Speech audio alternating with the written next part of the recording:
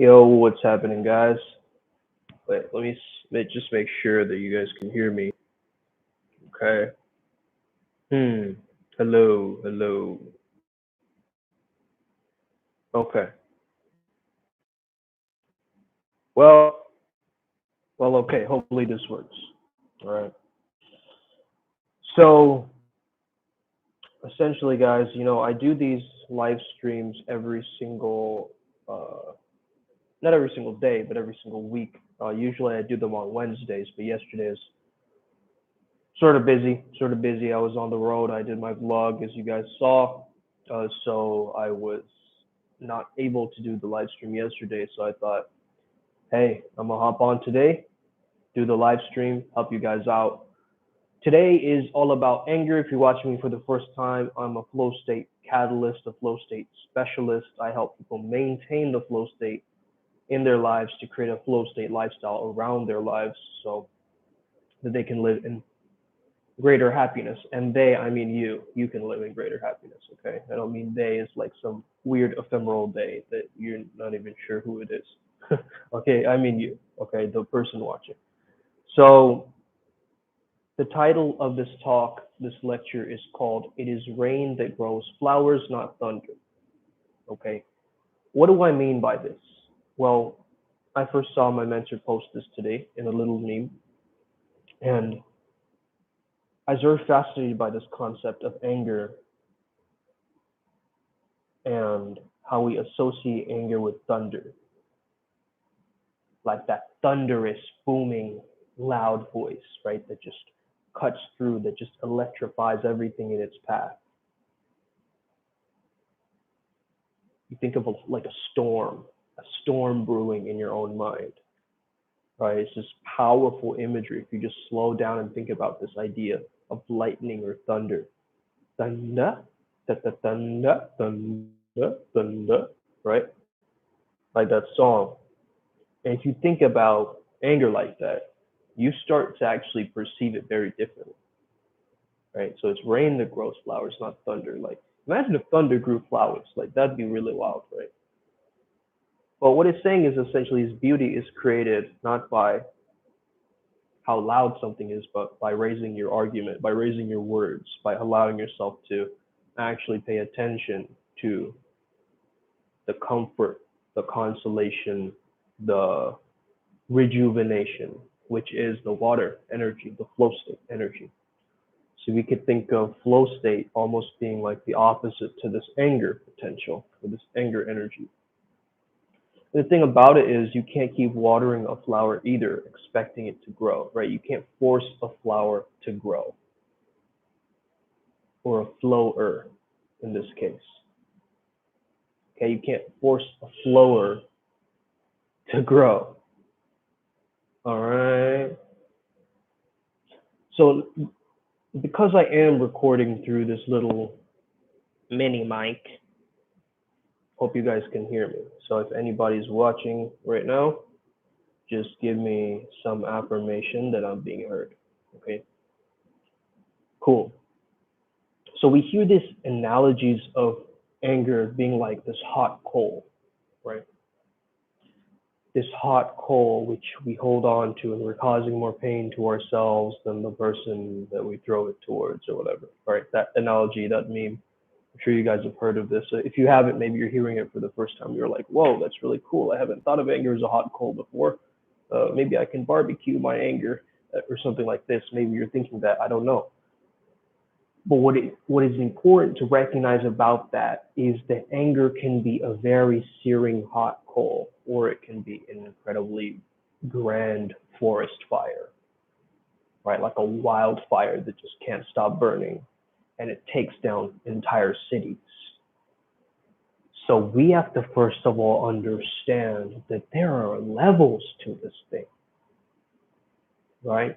Now this class here today is all about transmuting anger. So how you can actually use that anger towards something. What if instead of destroying the city, you could use your anger to power the entire city? What if we saw anger as a natural resource, like nuclear fusion or solar energy like this? What if we saw anger as a fuel? What if we could actually utilize it for something? What could it be used for? Well, I know a lot of people who transmute it towards their workouts or maybe hitting a punching bag or these kinds of things, right? Going into nature and punching the soil, or like, taking out all of that momentum and that energy, that extraneous energy that rises up to your head, right? Becoming hot-headed, we say. It's exactly what it feels like, right? All the heat goes towards your head and you go, I can't control this anymore. I need to do something with this energy. This is not a passive energy. So the more you sit on it and sit on it, it's going to start broiling inside like some kind of really scalding broth, right? Or like some kind of a volcanic eruption waiting to happen. And obviously, right? We don't want to go Pompeii on Bay in a sense. You get what I'm saying? So how do we transmute that anger into something more productive, like productivity, like lust, like energy, like maintenance, like a sense of charisma? Okay. What if in that moment of instead of it becoming that searing flame, you slowly take down the candle and you let it burn, just simmer on a low heat, and you still keep that anger alive and you express yourself in that moment, and you're like, you know what? Hey, I really like you. And I really like being around you as a person, but I don't like that behavior that you just did. I dislike that behavior. Okay, that's powerful. That's a powerful demonstration of anger and how we can express it effectively using our communication skills. Okay, because all it comes down to at the end of the day is this communication, and whether we can use this communication and get better or have the communication use us. Okay, and what do I mean by that? Sometimes our words can use us because we've been conditioned to think in a very specific way or have a specific pattern or a specific value system that's been passed on to us, maybe ancestral values, things like this. And we're just unaware of the words that we're forming might just be Freudian slips or kind of gateways into our subconscious mind that we don't even recognize. And out of the blue, it just slips out and we don't notice it. But that little hint, that little clue, that clue, okay? Once you get that, you were involved. You find that way to go internally, right? So think about this, right? Try looking at a flower, because this is what this is titled, this talk. Try looking at a flower, different stages of its development, and tell me what you see in regards to the flow state. Okay, I got this from Frederick Dodson. Or even look at a clock just ticking and notice it and notice each tick as different stages of your development. By the way, am I being heard? I know someone's watching right now. Can you just give me a thumbs up or something so I know that I'm being heard right now? Because I don't want to do a whole live stream and it's like, it doesn't even record. But yeah, let me know if I'm audible right now, the person watching. So yeah, think of it like different stages of your development, right? Like tick, tick, tick, tick, tick. Okay, great. I got a thumbs up. Cool. So imagine a flower, different stages of the journey. One is very closed up, one is very blossoming and blooming out like this. Maybe one is very ripe, one is very old and it's decaying, right? That is us. We are those flowers. That is a metaphor for our life. So when we see flow as our essential nature, flow meaning what makes a flower grow. That's what I'm referring here as the analogy to flow state, okay? The flower that naturally grows. We can't force to water it. We can't put the sunshine in the right coordinates for it. We can't try to like make it grow into the tallest tower unless we're like an expert gardener or something, right? Now we're actually becoming like flow state masters with this thing where we become the photosynthesis experts and the chlorophyll experts, and We study it heavily. But then again, we're still trying to force the flower. We can't force the flower to grow. Just like we can't force flow state to be there. We got to allow it. We can't induce it. Okay, we've got to allow it. So anger is like that anti-flow in the sense that it's industrial. Okay, it's inorganic. It's like the additives and preservatives in food. We're adding more anger onto flow state. We can use it as a little bit of a supplementation, as fuel, as something that gets us going, but ultimately it is going to take us away from the natural. Okay, because think about this, impatience is anti-flow, right? Because patience is all about timelessness. There's no sense of time, but what does impatience do? Impatience reminds you that there is something called time, that there is a construct called time that is available. And that's why you feel impatience in the first place. You get what I'm saying? So impatience is this anti-flow. It's like, oh man, I'm waiting for it to happen. Oh, I'm waiting for the right time, the right moment. Why isn't it? What? It's like we're valuing our time so much that it takes us away from the moment and away from the state. So what helps us in these moments of these raptures of anger that take us over and we feel like a primordial beast, like straight out of a wildfire ready to hunt, right? What gets us to sort of subdue the anger or at least keep it under wraps or not even try to control it, right? But it's almost like being able to maintain a sense of worthiness and a value within our own character archetype. So that we don't want to be that annoying, angry character. It's like, what's that guy's name in Bollywood, right? Can't believe I'll forget. Um, Amitabh Bachchan, right? Amitabh Bachchan. He always got the role of the angry boy or the angry young man roles that he got, right? We don't want to be known as that angry young man or that angry young woman who's always getting angry, right? Because that takes on a persona, a personality of its own, a temperance, right? Some people are born who are more hot-headed, I'll agree. They have more irritability, even as babies. You try and do something, they just get annoyed, they start crying, they start causing tantrums, things like this. But we don't want to be seeing ourselves in the movie theater of our life, in our minds, as that character who gets angry. Because have you ever looked at yourself in the mirror when you're angry? Okay? I'll be honest, we don't look very beautiful. Okay? We don't. Our face squelches up, right? We start to grit our teeth.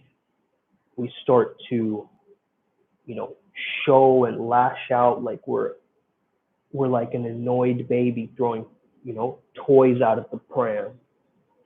And it just brings up this sense of immaturity, right? We can handle our anger in a very, very calm, effective way. We have that as our skill set, as our Batman utility belt, but we don't lean into it. You see? So when you see yourself, like, this is what I do when I get angry. I record myself when I get angry. All right? I record myself saying some atrocious things.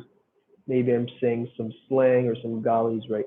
I'm just basically, recording my own self as I'm getting angry, and I notice my face squelch up. I notice my eyebrows getting tighter. I notice my face holding all of this armoring intention.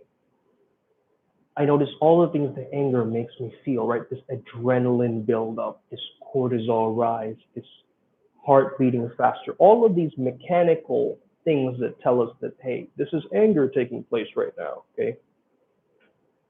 So I record myself. When I record myself and I play it back, I start to see the idiosyncrasies in my face. I start to see my character morphing into somebody that I don't like, but I can't accept. Here's the key here. You gotta accept that you get like that sometimes. It's like a Dr. Jekyll, Mr. Hyde thing that happens where something triggers you when you go into being someone totally different. You become this ego preservation mechanism, right? You become a defense mechanism, actually, and you start to confuse it for your comfort zone. It's not the same thing, first and foremost, but you got to understand it. Hey, I have this capability to actually dive into this thing like this. Okay. So what can you do with this added extraneous anger that takes place? You can do a brain dump, okay, which means just writing whatever comes to your mind in that moment, or even recording yourself, whatever way that you learn best, I would say. If you're a kinesthetic learner, you want to be doing something very tactile with your touch, right? Maybe you're ripping up some paper, maybe you're, stretching some bands or something like this. You want to get into your tactile senses, your touch. If you're audio visual, you want to be listening to yourself say something out loud, or you're watching yourself, recording yourself on a video camera or on your phone, something like this, if that's how you learn better. Now, why am I associating learning styles with expression styles? It's kind of the same thing in the way that, hey, we learn best how we teach best, right? We teach best what we most need to learn. We learn best what we most need to teach. So that's the thing. When we're teaching ourselves through the process of actually exploring our emotions, which is technically exploring our intuitions, right? We start to really understand that, okay, this brain dump can get us a bit of a portal into that hidden world, that occult world that I'm not too familiar with unless I'm dreaming or right before sleep or right when I wake up, right? So sometimes what I'll do is I'll imagine that I let my own self-compassion override the anger that I'm feeling. Usually anger is directed towards somebody else. Unless it's anger directed towards yourself, then it starts to kind of transform into a self-hate, a self-loathing, which isn't a nice experience. I mean, we've been there, right? We've been there, but usually, most often, anger is directed towards someone else. So when you find that, you got to ask yourself, how can I slowly stop putting the focus on me, and how can I imagine their experience of what they're experiencing when I am yelling at them or when I'm scaring them in a sense. We don't know what their experience is in a sense, right?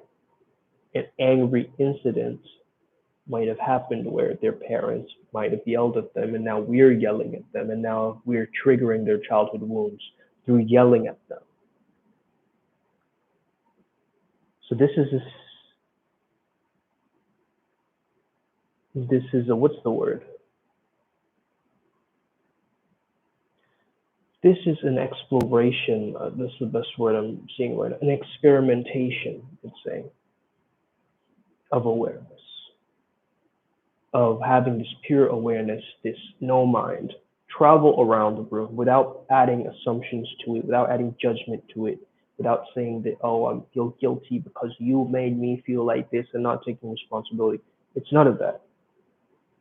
It's just putting yourself into that other person's POV, point of view. So when you can wear an inner smile and just have that radiate and override the anger over you, like you just try this right now. Imagine that you have a smile, but you're wearing that smile throughout your entire body, your entire beingness. And as that smile travels through your different organs, through your bloodstream, through your skin, through different parts of the body, like it's almost like a scanner, right? A little smile scanner. Imagine a little smile emoji, but it's scanning your entire body. And it's just cleaning out any of the crevices where there's anger present.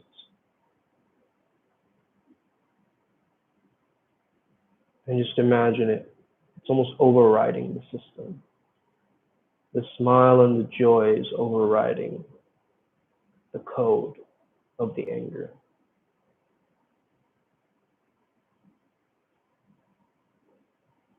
Just try that with me. Maybe it's going up to the top of your head, back of your spine. It's going into your thigh muscles. Maybe it's going into your elbows, anywhere you notice tension or tightness or somewhere where anger is present. Maybe it's all the way at the top of your head and you just feel that smile permeating through that membrane of your entire skull, and just the smile overrides the anger and it just melts you a little bit on the inside. Okay.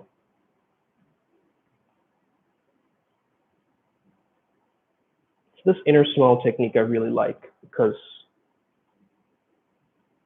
again, it has a calming effect. What does this point our fingers towards? It's taking care of ourselves, because every single emotion is there to take care of us. It's a signal from the body, right? It's like if we were living in an Osmosis Jones time, not a time, but if we were like Osmosis, I don't know if you guys know who Osmosis Jones is, but that's one of my mentors. Okay, I say that in a very funny way. I know, actually, it is. He is a white blood cell who's a cartoon character in a movie. Okay, there's also a show, I believe. I'm not too familiar with the show, though I might want to watch it later. But yeah, he teaches me about health flow, basically, that character Osmosis Jones. I have a video of him on this channel as well if you want to check that out. But basically, if we are living in this Osmosis Jones era or whatever, in that scenario, right, how would we perceive anger happening throughout the body? Okay. Imagine different part of Frank's body, if you know what I'm referring to. And just imagine, like, okay, there's different elements of anger showing up. How is it showing up? Heart beating faster. Or maybe the amygdala starting to be affected by this, right? So just imagine like the whole body perspective. I think what it really comes down to is focusing on not the big picture, but the little picture. When we're angry, we're focused on the very big picture. We're like zooming out and we're seeing it and we're getting angry at the whole scenario. But we're not zooming in to the detail or the specific thing. Because anger can actually make us focus. It can be like horse blinders. So when we focus with the intention of solving the issue or the problem, or we focus on, hey, let me see if I've done everything that I can, and I really look at this from a lens of unconditional love for myself. Like, hey, I'm angry at this situation, dot, dot, dot, in brackets, but I love myself. And I love myself. Sorry, not but I love myself. And I love myself. Right? So every sentence you say out loud that is in anger, try adding the statement, and I love myself, afterwards, and see how that subtext changes your expression of anger. Okay. And of course, when we're trying to process anger, this is not about you should never stick up for yourself, or you should, you know, always be, passive and all this kind of stuff. But, make sure that you pick your battles, because you need to preserve your energy. Okay, energy, emotion is emotion. So we know that sometimes we can run it out or walk it out when it comes down to anger. Okay, but make sure at a minimum that there's actually a battle to fight, and that you pick that battle wisely and you don't just pick it unconsciously. But basically, you want to focus on the little picture, not the big picture, right? And you want to come down to care, self-care specifically. So I've noticed that when I take care of myself, not every little thing bothers me anymore. When I'm actually doing my things, I'm doing my rituals, I'm not tired, I'm not cranky, I am not irritable, I don't take it out on other people around me. I simply feel good because I'm taking care of me, I'm doing me. I'm not worried about carrying the burdens of other people's issues, or like trying to make sure that this is exactly the perfect way, or like overexerting myself at work to make sure that it's exactly on time, all these different things, right? The solution to this is prevention. So you want to get, before you burn out, before you get to that point where your anger just bursts, you want to deal with the anger beforehand when you notice the little symptoms or the little signs happening of like, hey, I feel like I want to hit somebody right now. Okay, well, let's deal with that right now. Okay, why not get into an ecstatic dance in that moment? Express that rage through crumping or something like this. You see, why is crumping associated with? Actually, I had a crumper on my podcast once.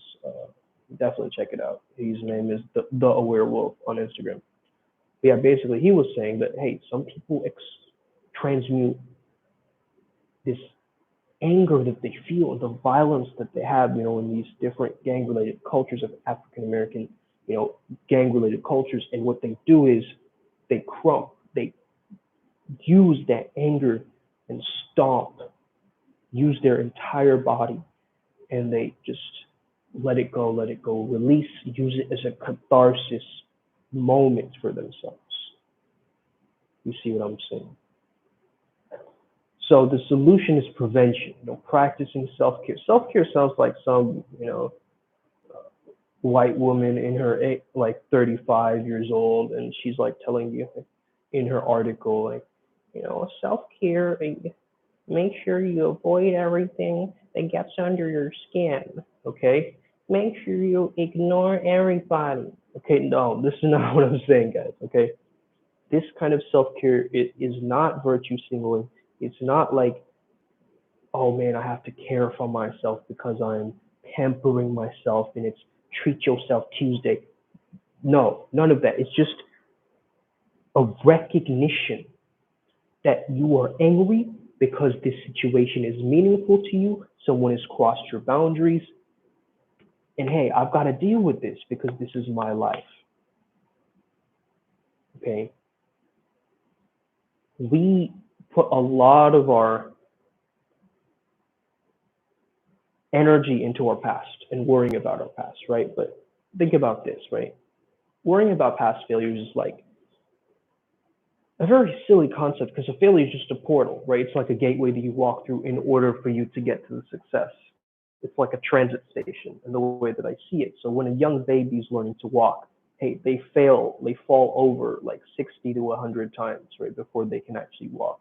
But when they're actually falling over, it's just proof that they're actually exerting effort, that they want it so bad. They're showing the universe that, hey, I want this to happen. And this task, I'm repeating it so much that if I keep repeating it, it will finally click. But we don't do that in our own lives as adults. We fail at one presentation or something, and we just end up making a conclusion about ourselves. Conclusion is anti-flow state, guys, right? If you just put a conclusion and a full stop about something, it just ends. It's an end. It's not a movement. It's not a momentum. It's not a flow, you see? So if you go, oh man, that presentation sucked. I guess I'll never give a presentation again. Full stop. Now you're forming an identity around the type of guy or gal who does not make presentations, and they're really bad at it. See, so we as adults, we kind of lost this touch with this repetitive, curious nature of just like doing something again and again, falling over, playing like it's like we fall over, but there's some babies who also laugh at that. They're like, like we need that mentality of laughing, okay? Humor, using humor to release our tension. A lot of people, especially minorities, who can't express the actual deep emotional strings that they feel to a moment, they use humor as a creative outlet, as a tool, just like comedians use this as a tool to channel, the anger they have towards something, or they want to rant really bad, but then it comes through to make others laugh and to make themselves laugh. Okay. So really look after the self-care. I believe the breaks, taking enough breaks before you get to that burnout point can help you a lot and understand when the signs of burnout and exhaustion are happening. Or you feel like you're exerting so much energy into one thing and you're not getting those results, or people aren't really supporting you, you're not getting any encouragement from your work field and things like this, like it feels like you against the world, like this kind of feeling, right? So start noticing these things and really start coming back into presence again, come back into flow. I decide which thoughts to think. I decide which thoughts to reject. Okay? I'm the person who is the conductor of my orchestra. And so one little thought that seems off, I'm not going to just banish it from the kingdom. I'm going to explore it and expose it for what it is before I banish it from the kingdom. I'm going to hold space for it and get the court jester in and have it sit in front of my throne. It's going to ask me questions, and I'm going to say, hey, do I know you? How do you know me? Who are you to me? What's my relationship to this thought, to you? Okay. So have different ways to release tension, humor being one of them. Oftentimes exaggerating the anger in our own minds as a joke can let us release it in that present time moment. Okay, that's what I do with recording my own voice or recording myself on video, for instance. Okay, so now I want to mention this technique. A lot of my clients know this technique who are anger management clients or anger management uh, coaches or patients, if you even want to call them that. Um, it's funny they call them patients because they need patience, right, to heal in that time. But yeah, silent screaming is a very, very important exercise where basically you use the gestures of anger without actually yelling. So you can use a pillow. It's basically a muffled yell. Use a pillow. You can use the side of your arm, and you basically let it all out. This is a quick band-aid solution to that real buildup of anger, which can get quite dangerous. Okay, so if you just let it all out in that one moment, then it doesn't have enough energy. It's almost like you've taken the power source away from that anger, and you've already expressed it through the gestural or the gesticulations in your hands and the way that you're kind of, pushing it and forcing these different things and like trying to make these things happen, right? So you've got to understand that, algorithmically, algorithmically, yeah, that's the word, algorithmically, social media has created us to be more divisive. Decisive. No, no, it hasn't. That definitely hasn't made us decisive. Made us indecisive, that's for sure.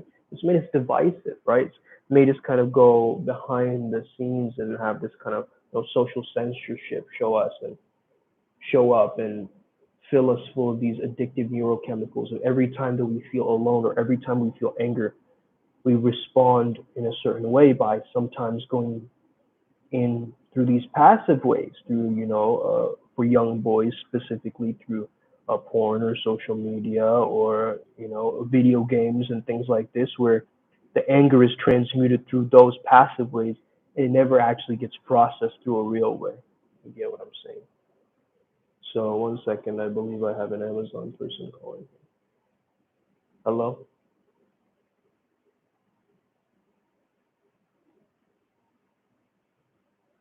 Hello?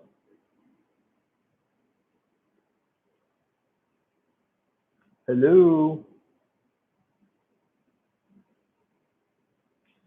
Well, good sir. Can you hear me? Because I can't hear you. Okay. Hello, হ্যাঁ বলো।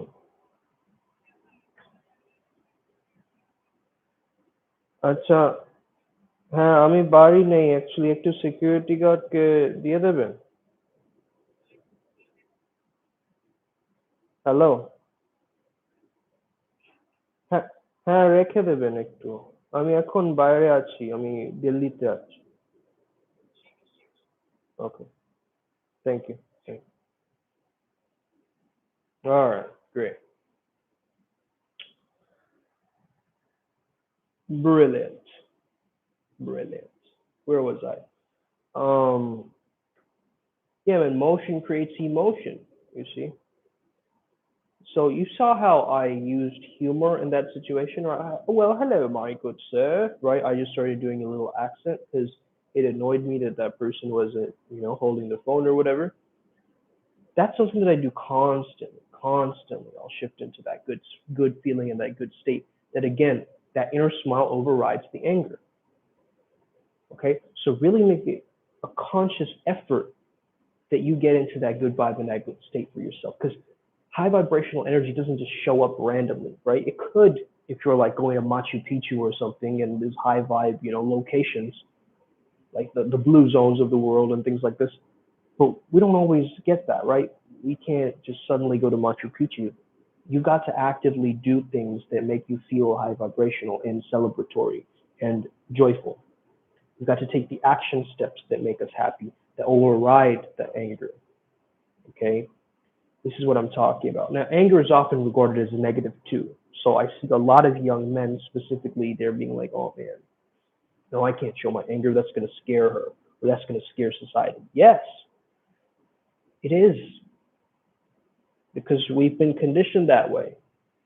But what if there was a healthy way for us to express anger?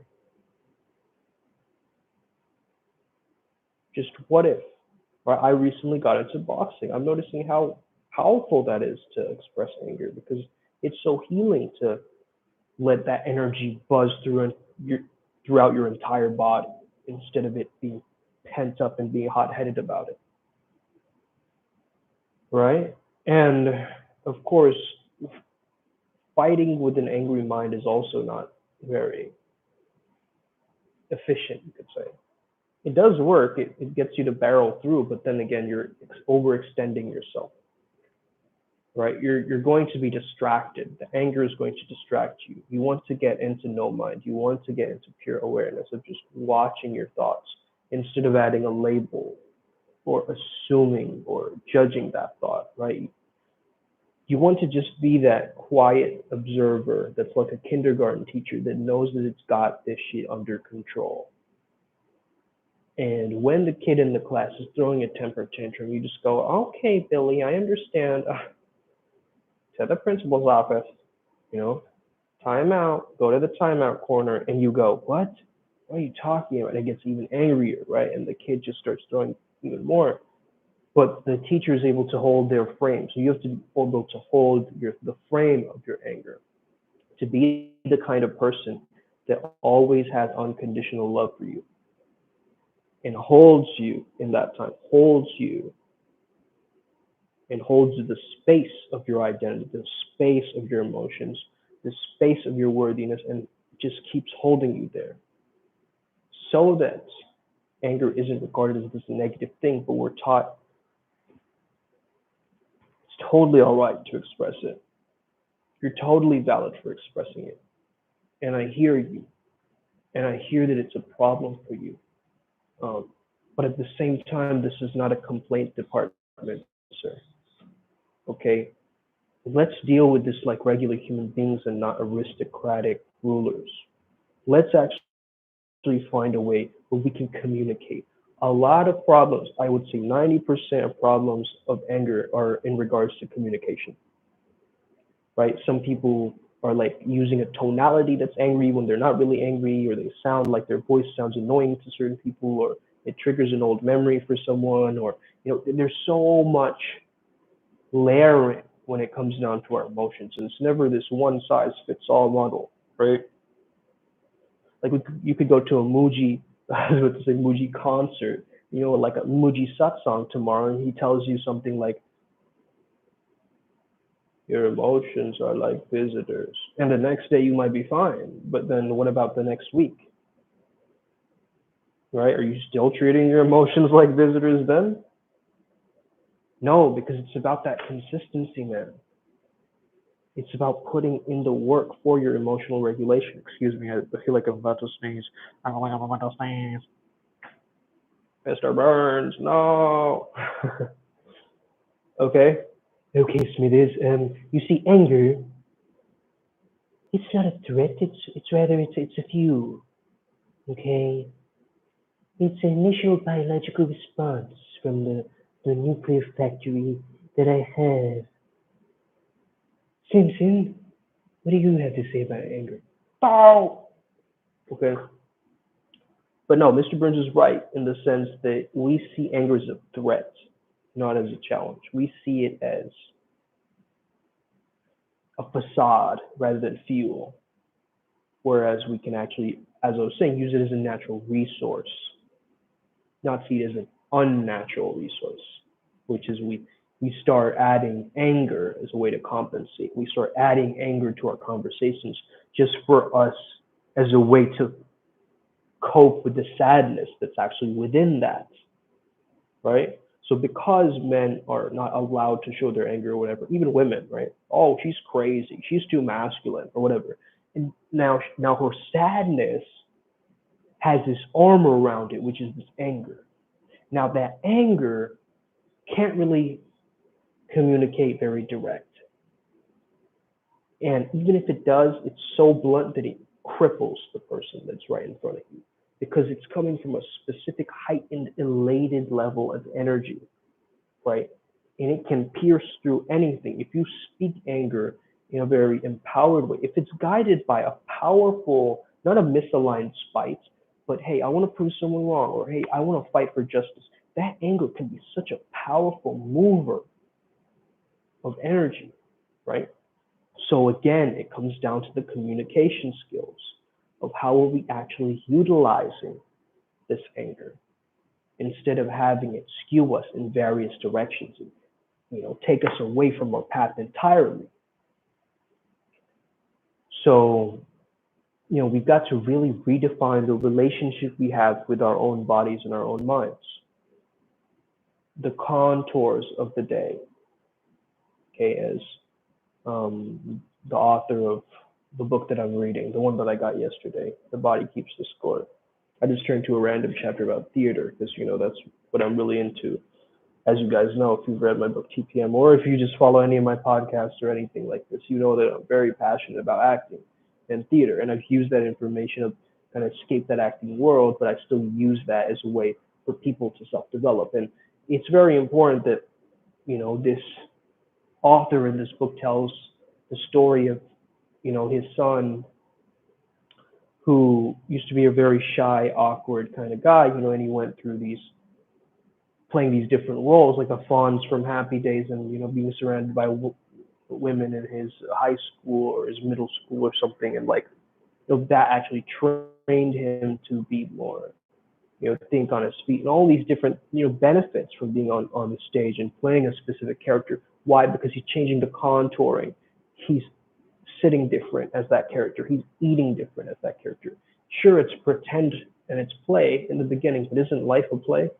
Isn't this like the way we sit or the way we walk? Isn't that defining us in saying something about our character and the way that our bodies are these contours of the day?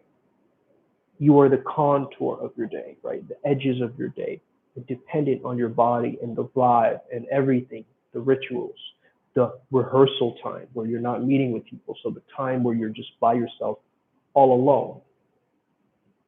You could say all one, all alone, right? So, I mean, theater is the opposite of depression in this case, right? Because it's expression, or at least unless you're acting as a depressed person, that's a different story, right? But your body is alive and you're taking it places in this life.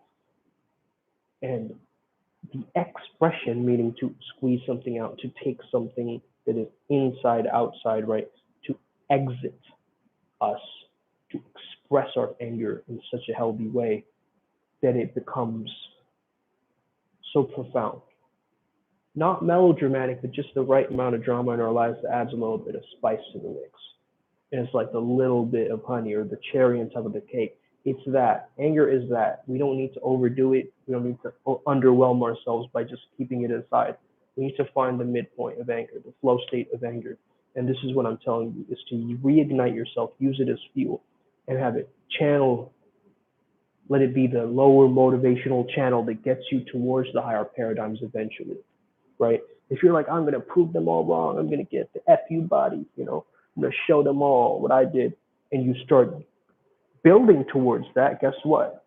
Eventually, you're going to find a higher rendition of that, which is, hey, maybe I want to do this to help others, and I want to support people, and I want to coach them through their own anger, as I've found ways to deal with my own anger, right?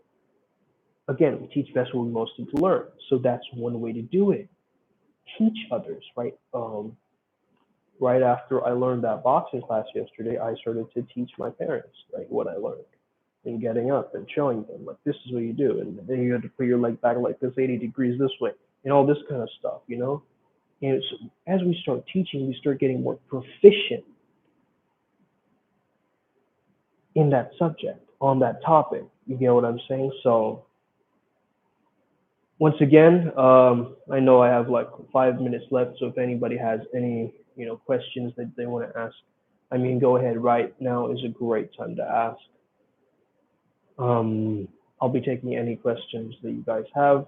But yeah, final thing that I also wanted to note is to understand that this can be used by many people. Like for instance, in that book, the veterans, they can use Greek drama as a way of a ritual reintegration of war because the Greeks went to war and there's Apollo and all these different characters in Greek myths that show us of war, or even Hindu mythologies, I would say, do that as well, like Ramayana and Mahabharata. What if we can use these myths, these theatrical storylines to heal the people who've actually been through the patterns or the rungs of war, right?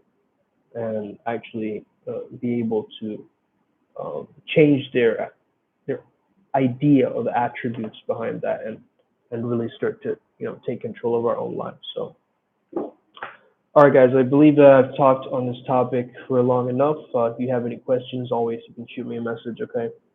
Um, Having said that, we have another writing reality coming out in December. So if you are interested in that, definitely shoot me or Ivan, either one of us, a message, and then we will get you right on there. Any other projects? Oh yeah, Flomo Sapien is always there. If you guys don't know about Flomo Sapien, it is a 12-week program where you unstuck yourself, essentially, where you break out of the old paradigm and we make you into the new character. We also go up the skills of consciousness and go through the chakra system. So that's very step-by-step process, but it is transformational. You'll be hearing from some testimonials of that soon as well. And what other projects? I am writing a new book, so yeah, that's also another exciting thing that's happening. What else? Yeah, I am working on this other video project. It's called the Sovereign Sage, but it's only going to be a part of a very specific academy. So if you want to join that, it's based on a supplement line. So if you want that for free, or if you want to pay for that, I can give that to you separately as well. It won't be too expensive, but it will be a video course where it will be another step-by-step flow-based protocol where I give you the fundamentals of flow state, but also teach how you can use this lifestyle, right? This way to administer or really gain that mastery over that state, so it becomes much more naturally just a habit into your life to get into flow, rather than it being like this thing that you try to force your way into. Like you can't force a flower to grow. We're coming back full circle on that topic. Use rain, not thunder. Make sure that when you see yourself in that movie theater, how are you charismatically handling the solution to that problem? How are you handling your anger in that movie screen of your life? The most ideal way. If you see yourself handling your anger in the most ideal way, the most efficient, sustainable, proficient way, the most Zen way, perhaps for you, or the most stoic way. Maybe it's linked to a very specific ideology or philosophy. How were you in that movie screen handling your issues? Okay. My name is Sumit Chatterjee. I'm founder of the Flow Zone Academy. Make sure you check out my Instagram at Flow Zone Academy. Have an incredible day. May the flow be with you. And stay legendary. See you guys next time. Next Wednesday, hopefully. Let's get it today. Upward Spiral Gang. You already know what it is. Peace.